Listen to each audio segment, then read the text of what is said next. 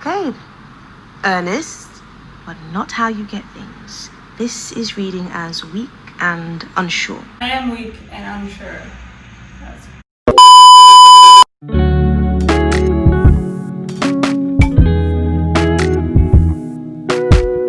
Hello everyone and welcome back to my channel, Always Watching. I just finished watching the newest episode of I May Destroy You, Do You Want to Know the Sex?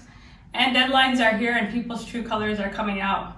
So this is it. There's one more episode left and it is crunch time. So the episode starts off with Kwame, Arabella, and Terry all hanging out. I like this scene because it shows how far we've come. Terry finally gets good news. I think after this whole revelation with Arabella, she no longer feels stressed and just, she no longer has that stage fright. Kwame is no longer texting or sexting with whoever on Grindr. He's actually getting positive feedback, and Arabella's no longer on her phone. She's actually reading, which is a step up, but as you can see, it's a little too late. So Arabella's book has been in the back of everyone's mind for some time. She hasn't done anything since the assault. She hasn't even, from what we've seen, we haven't even seen her write since that first episode. So there's a lot going on in this episode, so I'm just going to focus on Arabella and then move on to Terry and Kwame. So Arabella is reading a book called The Sundial by an author named Dell, and she is enamored by this book, and I think it was Ben who recommended this book because she gives it back to him. So Arabella, the question this episode seeks to answer is, where is her book? Okay, we don't know where her book is. At least she's reading. I mean, this is progress, but since that first episode, we actually haven't seen her write anything down. We've seen her trying to write, but it seems kind of scattered and honestly has nothing to do with her book. And she's kind of in a predicament here because she wants to meet the authors, and her publishing house seems pretty prominent, right? This is the first time she's being published as a real author. The book that made her famous initially was Twitter famous. It wasn't published, it was published online from my understanding. So this is her first real publishing deal. So they're expecting a lot and it seems like a hard gig to get. And Arabella already knows the trouble she's in, and this kind of blew my mind. For those of you watching, if you have deadlines and you have things due and you didn't do them, don't go to your boss, be invisible, make sure you're in the background. You can assume they have other things going on besides you, but whatever you do not put yourself on their radar, and this is exactly what Arabella does. She goes to see Susy Henny. And Susy Henny, as we've seen, is a wolf in sheep's clothing. And this conversation between Susy and Bella is probably one of the best I've seen in this whole season. Now, Susy is basically everything wrong with women in high positions of power.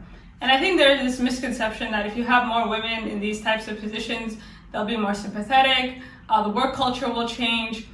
In a lot of cases, and I'm generalizing, this is just not true. And I don't know what possessed Arabella to go up there. I was watching her go up that elevator and I'm like, girl, you have no book, you have no draft. And you can kind of see where her mind is. For her, the assault happened like it was yesterday. These conversations, I don't think she's taken in time. For her, it hasn't been that long, but for everybody else around her, they've been waiting. Time is going and they can kind of feel it a lot more. But for Arabella, everything, her life stopped when that assault happened. So for her, everything can now slowly, gradually kind of reset itself and move on. She goes up to the top floor and Susy's just kind of looking at her where's my book? And the first thing she says to Arabella is, I haven't taken a break in 8 years, which is not really something to be proud of. This is just kind of a tangent, but the work-life balance that is currently going on is really not normal. And this thing where you don't take breaks and you grind and there's no period of rest and your life revolves around your work type stuff has been normalized to such a degree that we don't really see the toxicity of it, but that's a whole other conversation. And so she's really looking at Arabella kind of a deadbeat. They've kind of put a lot of hope into her and they're hoping she's kind of a unicorn that'll give them a hit.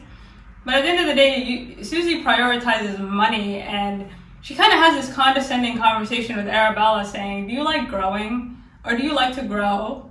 And this is really painful to watch because we've seen Arabella grow, right? We've seen her from where she was at the start of the season to where she is now.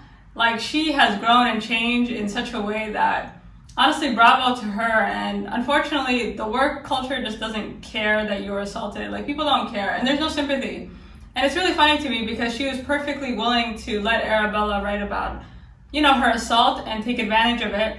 But now that the deadline is due, knowing full well that she has to write a new book, it's a little hypocritical. And she kind of asks her, right? She's like, where's your book? What's the word count? Like, what's going on here? And it's really like, Susy is like one of the scariest people because she smiles at you, but behind that smile these are the worst people because you don't know what they're thinking. And the happier they seem with you, the more upset they actually are with you. And Arabella made this joke during this little sort of metaphorical growing, and it honestly made me laugh, and I was cringing so hard. Because she kind of goes like the melanin in our skin or something like this. And Susy's a black woman in a position of power, and I don't think she likes, she doesn't really like to be tokenized in that way, which is understandable. And this might have been actually the nail in her coffin when she said that. And the fact that Arabella repeated her joke more than once I was like, girl, you need to stop. Like, I literally laughed out loud. And Arabella and this whole meeting, the contrast between the two is the most perplexing thing. You have Arabella and this hat and her striped shirt and her jeans, like it's like she got dressed in the dark or something. And then you see Susy in her suit and she's kind of looking at her like, why did we sign you again? Like, what was your purpose? Like, what did you write before? Like, wondering like, why did we think she was good? And that's always the worst thing. You're never as good as your first sort of 3 months at a job, or you're never as good as your first book or whatever it is you're trying to do. So you never want to alert your boss to any of this because they'll start to analyze you not from when they first saw you to what you've been doing recently. And for most of us, like, this is never a good thing. Arabella kind of leaves with her tail between her legs, and it really, like, she could feel that she was probably fired. And the condescension, I mean, Susy literally is near the phone waiting for Arabella to exit the room so she can pretty much cancel her.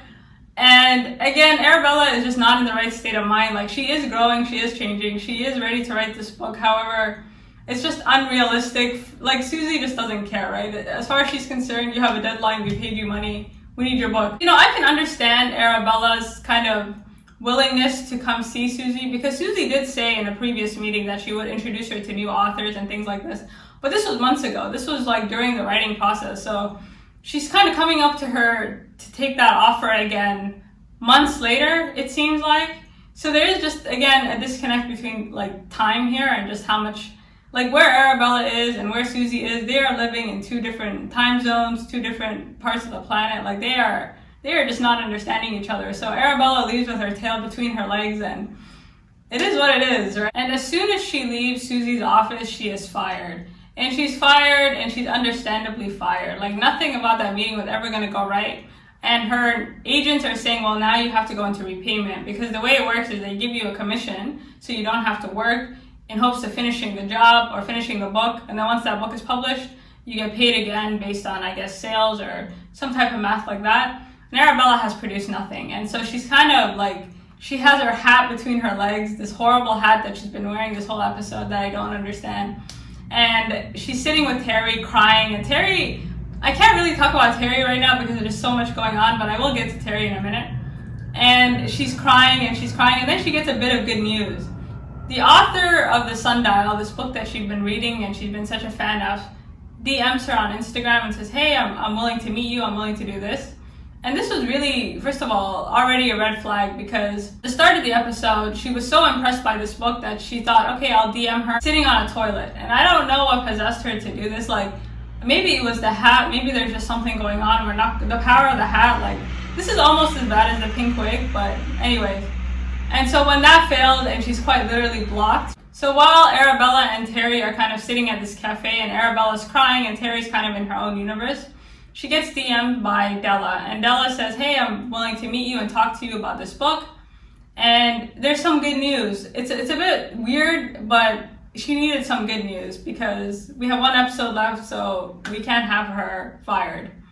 And wow, I don't know what to say about Della, but Della for me personified, again, more so everything wrong with work culture and people like Susy in these kind of positions of power that give you like a false sense of security that don't exist. So we find out Della is Zain, and Zain makes one final appearance, And so as soon as we see that Della is Zain, Susy's conversation makes a lot more sense, specifically why she didn't want to introduce Arabella to Della. I assumed it was because her deadline was up and it was just kind of a red flag in terms of word count and things like this. I didn't actually realize it was because it was the man who had assaulted her, whose story that she was fully willing to publish and take advantage of also.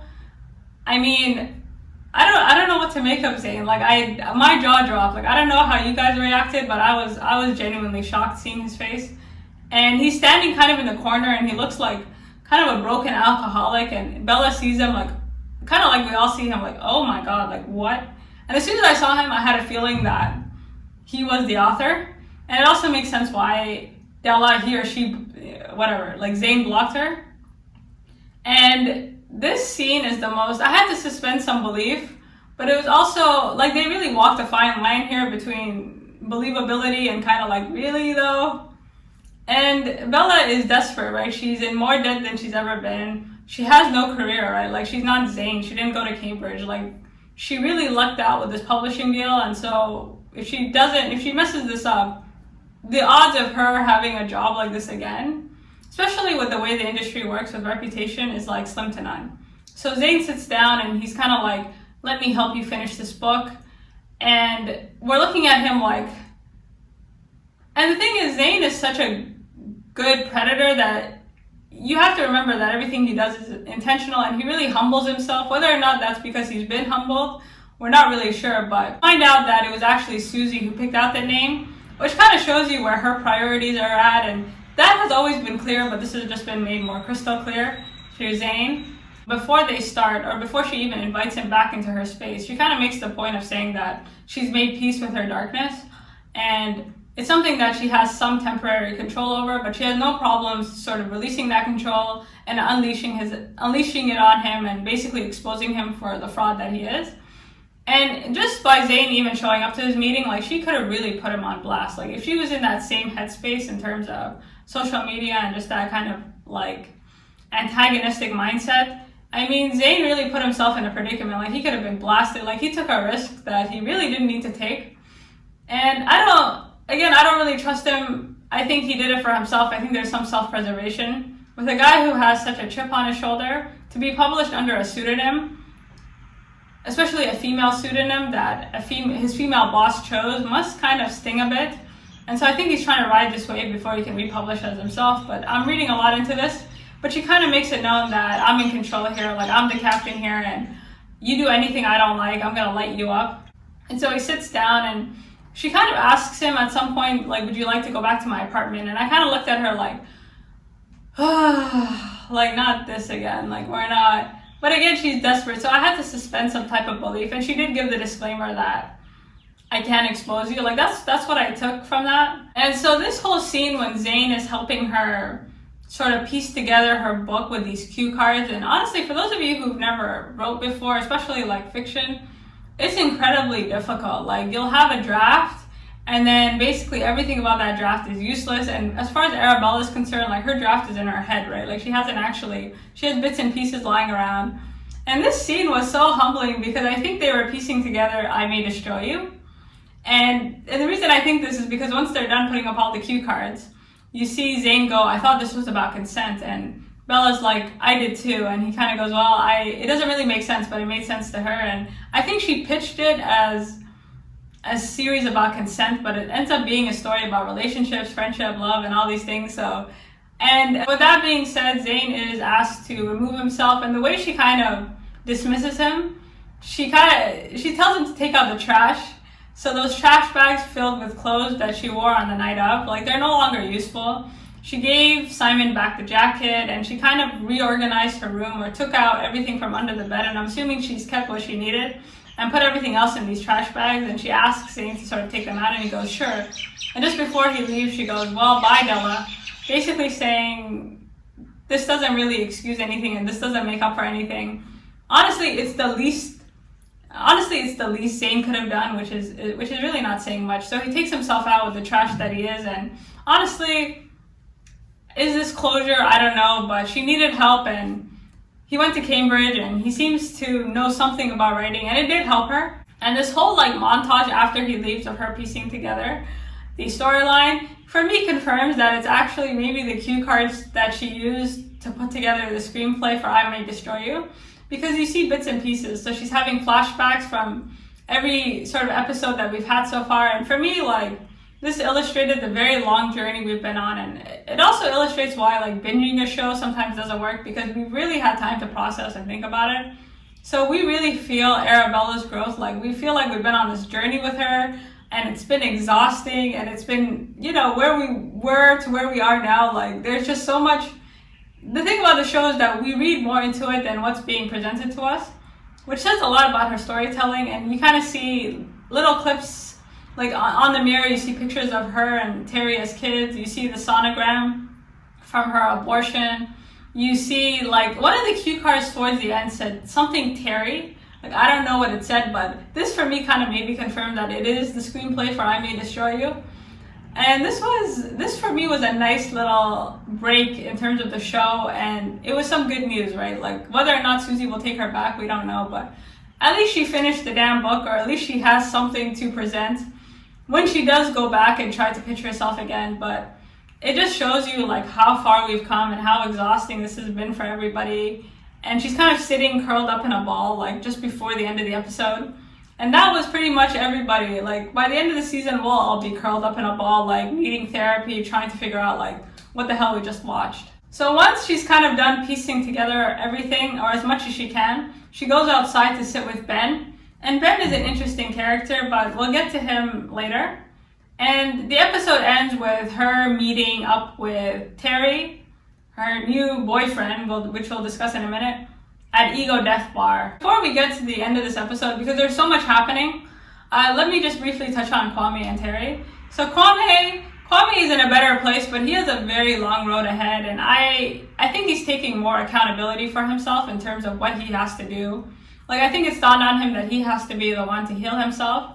And at the start of the episode, he kind of asks Ben, like, how he kind of poses a question I think we've all asked ourselves, like, what if you meet somebody that you're not 100% right for?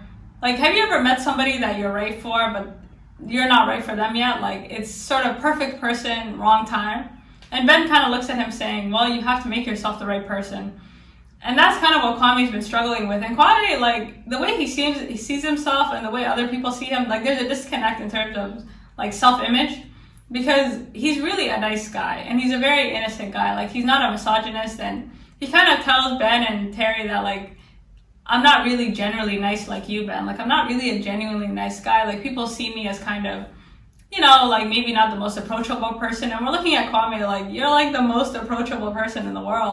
And I think, again, he feels really bad. Like, he feels like a bad person, and he's still kind of struggling with how he sees himself and who he is, and whether, like, he did see progress. So he meets up with that female he went on a date with, and this threw me off.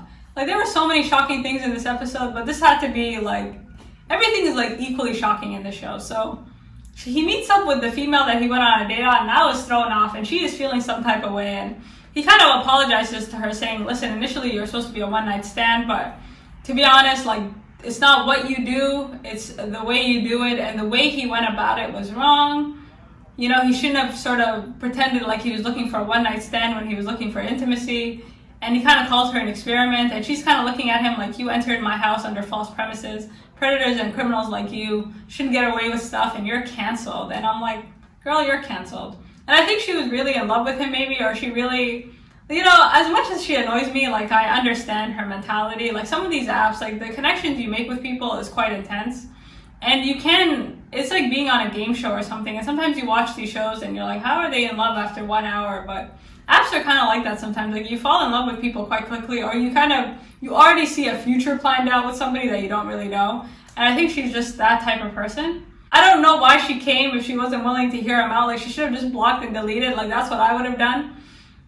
But I guess it took some balls to sit across from him, and maybe she just wanted the last word. But for whatever reason, she was really disgusted with him from beginning to end, and she just walked out. Like, you know, again, I think when you're having sex with someone, like, there's such vulnerability, especially if you're a girl. Like, you're really kind of putting yourself in a position, and you really disarm completely. So for someone to sort of come at you from a false pretense or say something that isn't 100% true, it does kind of mess with your self-image, and it kind of does mess with like, oh my god, why did he pick me for this experiment? Like, what about me? And maybe it brought up old sort of burdens or just old sort of baggage that she has, like some old insecurities, because she was insecure, right? Like the first thing she said was she had a problem with her hair. Like she's not somebody who's fully confident, and maybe the way Kwame went about it really triggered something inside of her that had actually nothing to do with Kwame, but whatever the reason, I understand her perspective, and she walked out and she fully canceled him. Just like this, I mean, it is what it is. So unlike Arabella, Kwame really has to figure out how to deal with this by himself. And this sort of knight in shining armor figure, again, I'm not sure if it's just to wrap up his storyline, but it is believable given Kwame's character. So he was always either going to crash and burn or find somebody like this. And he's at this art show and he kind of goes, he gets a text from her again. Like she's really angry with him. Like she's not happy with him. She calls him a pig. And I'm like, girl, you need to just block and delete. But again, like she really felt like, and this goes again towards perception. Like, you know, if two people have differing perceptions or differing ideas on a certain situation, like whose perception is right? And if there's some truth in both of them, then what should the outcome be, right? And this is kind of, again, it's kind of dancing on that consent line and how people see certain situations and why they see it that way. And for whatever reason, like Kwame just had to move on. And I do appreciate him not fighting back with her. He kind of just has to take it. The way he's internalizing it, again, is problematic. What kind of help he needs. Again, it's easy for us to sit here and say, well, he needs to get therapy and he needs to do this and he needs to do that. But realistically, I don't know. I really don't know what he will want to do, but this guy is a start, and this guy is like, I don't know where he came from. And Kwame goes like, where were we? And the guy's like, we were here. And that's just there, right? Like the past is the past. You can't completely ignore it. You can't completely shove it under your bed, but you do have to deal with your present situation. And if you're kind of using everything that's happened to you or everything you've done to determine who you are, like Kwame's stuck, right? He's like, well, I'm a bad person and I continue to make bad decisions, but right now in this moment, you're not a bad person. You clearly want to change. Unlike most people, Kwame recognizes right from wrong, and he actually cares and he has remorse, so he really just needs to focus on the here and now. And that was a very powerful statement, because all you can do is go through things one day at a time. And it's not going to be easy, but it will get easier. And that's sadly where Kwame's at. Finally, before we get to the last scene, Terry. Terry is that friend that when she gets good news, she's totally oblivious to everybody else. So when Arabella's fired and they're both sitting there, Terry is just in her own world. She's like boy crazy. She's flirting with this bartender at Ego Death Bar. And I'm looking at her and Terry really is that bitch. Like, if she's good, she just assumes all of you are good. When she's sad, she's like, it kind of reminds me of the time where Arabella was about to make that speech outing Zain. And she was like really nervous and she's like, yeah, well, this is really, like, I really need support. And I was looking at her like, girl, like, you need to chill. Like, this is not about you. So I don't know if it's just an actor's narcissism with her, but whatever the case, like, I mean, your best friend is crying. She lost her book contract and you're flirting with a boy. And just before Della arrives, or Zain arrives to meet with Arabella, she literally like runs after this bartender. And I was just like, I mean, this show is very realistic, because has Terry grown and changed? Yes. However, she still has a long way to go, and as do all of us. The last two episodes, I think, really are about closure, because we do get closure in terms of Terry's storyline. So Terry goes out with a transgender male, and I really appreciated the representation. This character's name was Kai, and he's a musician. And their date is super awkward. Like, she's super into him, and he's kind of getting approached by different people. She's been flirting with this bartender since the last episode, so we knew something was coming. And she kind of sneaks off to the bathroom to figure out like who he is and why he's kind of this like celebrity around random strangers, and she finds out that he's actually transgender. And she kind of sits back down, and this date for me is just, it's very realistic, right? Because how would you react? Like her reactions and her sort of hesitation was, I mean, bravo. Like, the actress who plays Terry is really something. So she finds out he's transgender and she sits back down, and he kind of looks at her like, do you still want to continue the date? Like, do you still want to? And she's like, yeah. And he's like, well, and her reason being like, if I just get up and leave, people will think I'm transphobic. And this whole bit, like, it's not coming out right from her, but she clearly likes him and she decides just to stay. But just her reaction to him and her willingness to stay, I think I really appreciated the storyline, and I really do think the show gives little, especially with Kwame and certain episodes, like they do offer windows where people can kind of pick up and create a show based off that, or kind of pick up and tell stories based off that. So there's a lot of loose ends that it kind of introduces and hopes people will kind of pick up later. But in this sort of date, we finally get closure in terms of Terry's threesome. So if we remember in episode 3, there was a lot of debate over whether or not Terry was indeed assaulted.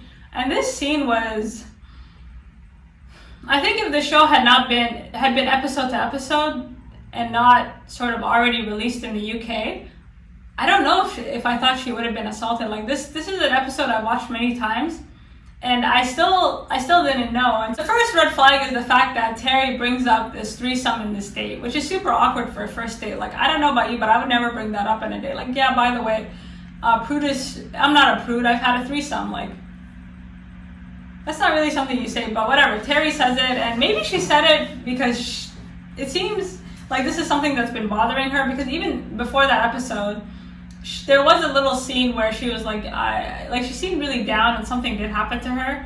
And maybe it's something that she's pushed in the back of her own mind, but the threesome comes up and Kai is sitting there kind of dissecting it, just like we've all been dissecting like since that episode. And he's like, okay, so they introduced themselves to you, and like how did this work? And Terry's making it seem like a natural occurrence, like things just kind of hit, there was a vibe, and I just went with the flow because I'm not a prude and I'm such a fun-loving hippie that I'm not actually this stuck up. And that's the point that she's been trying to prove with this threesome, right? Like, she's not this robotic human being.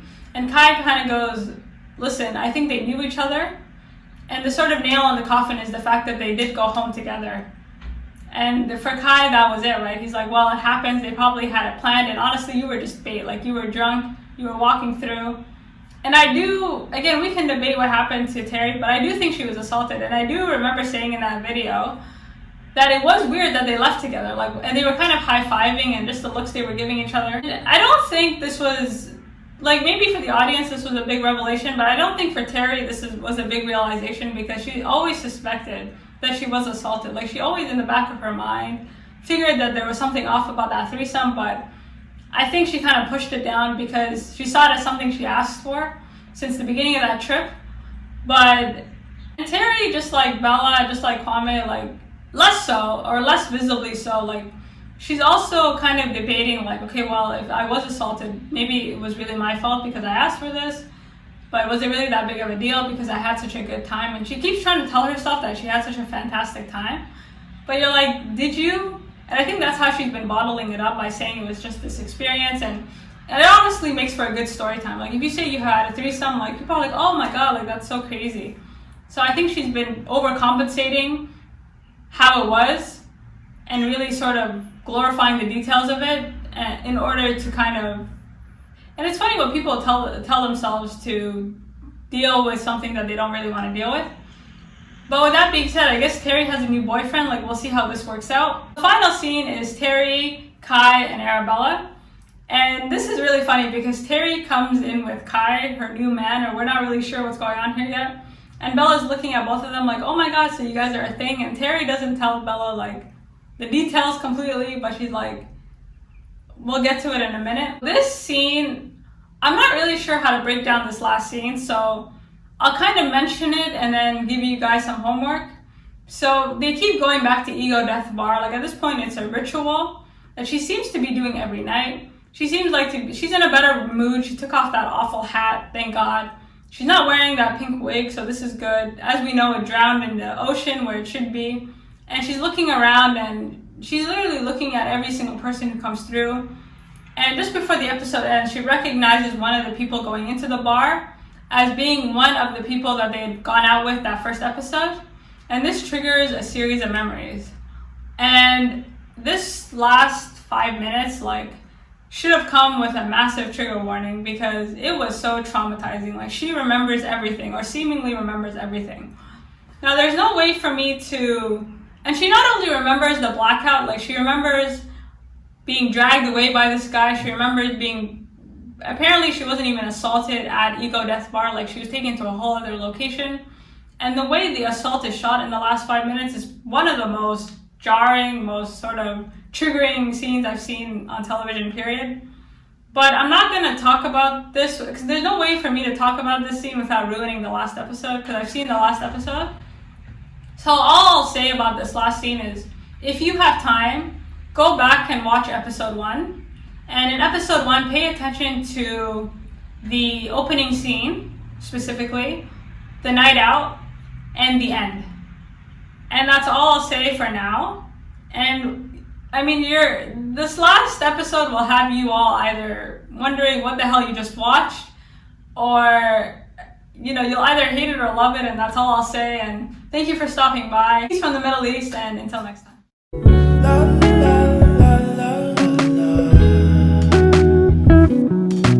Let her know, I gotta let her know that she my white horse, she my medical, she like my baby mama.